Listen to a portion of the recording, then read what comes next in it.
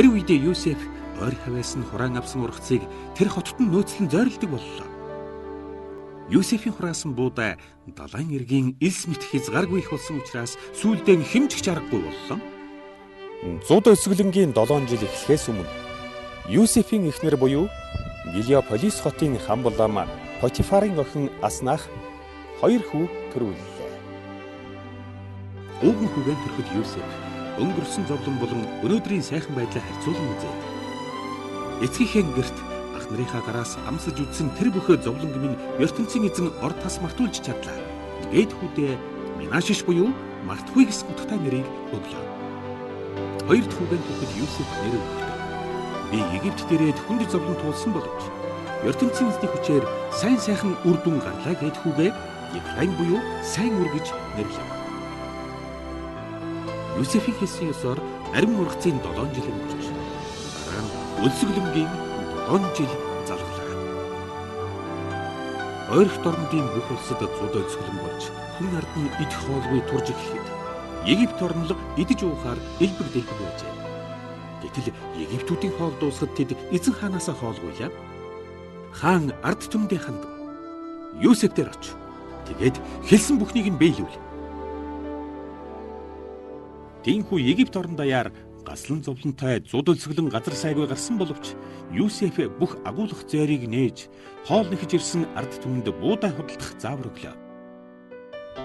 Египтээс бусад тэр хавийн бүх оронд асар их өлсгөлөн нөмөрсөн учраас харь орноос хүмүүс Египтийг зорин ирж тариа буудай худалдан авдаг болжээ.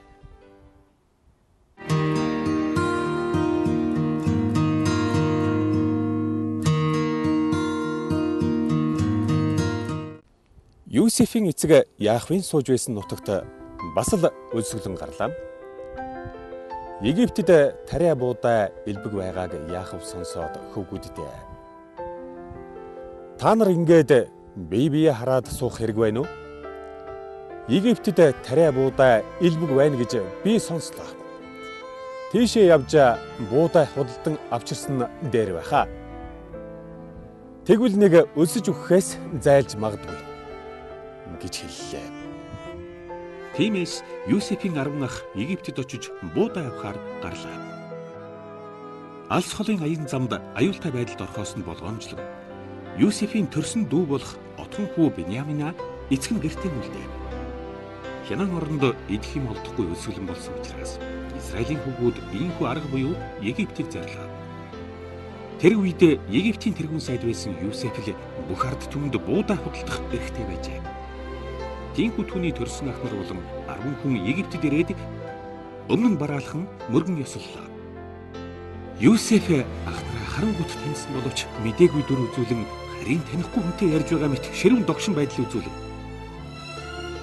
За та нар аль улсаас ирсэн гэлээ. Бид хянан орноос хүнс хоол худалдаж авахар ирлээ гэж тэд хариуллаа.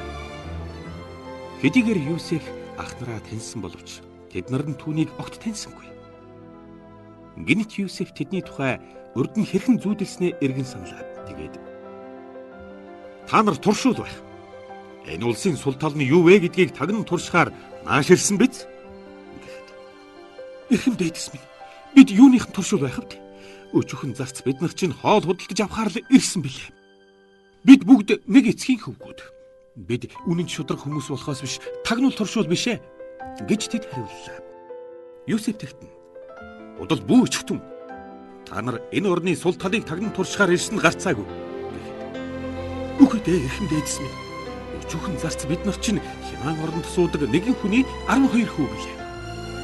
Отон дүү маань одооч гисэн эцгийнхээ хамт байгаа.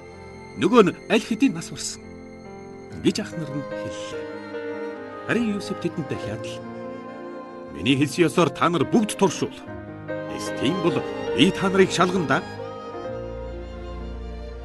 Та нарын ярьсан тэр отгон дүү чинь энд ирэхээс өмнө би хэлсэн ярьсныг чинь үнэмшихгүй.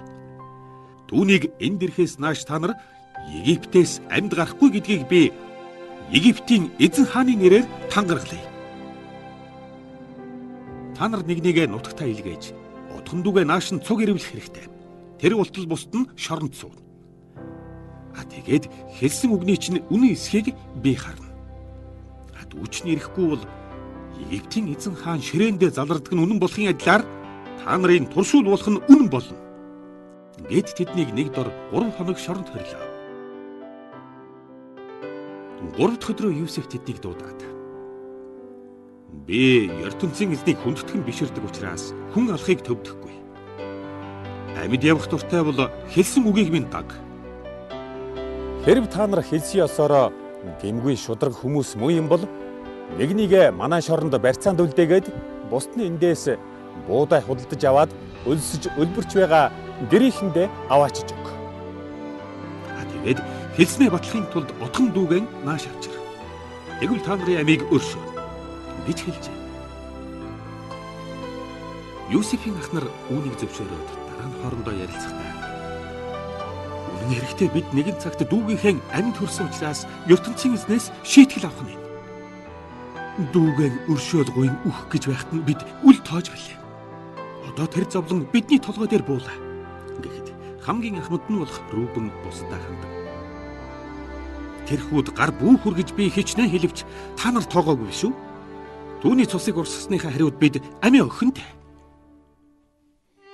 Юсеф тэдний яриаг сонсоод ойлгож суугааг ах нар нь мэдсэнгүй. Яагад гэвэл Юсеф урд нь тэдэнтэй ярилцахдаа зариуд хэлмэрч хэрглэжээ. Тэдний үгийг сонссон Юсеф тэсгэлгүй нүүр буруулан тэндээс холдоод ганцаархнаа гадаа гарч мэгшин уйллаа. Тэгээд дахин тэдэн дээр буцаж ирээд Шимонийг сонгон авч ах нарыг нь харсаар байтал гинжлэн дөнгөлжээ. Тэдний шуудаануудыг тариа буудаагаар дүүргэх тушаалыг Юсеф зарц нартаа өгөөд буудай авахдаа төлсөн мөнгийг эргүүлэн өгч шуудаа бүрийн аманд тавьж боолгоод замын хоол хүнсээр хангалаа. Ингээд ах нар нь тариа буудаага бэлжигний нуруунд ачаад Хянан орноо зорин одлоо.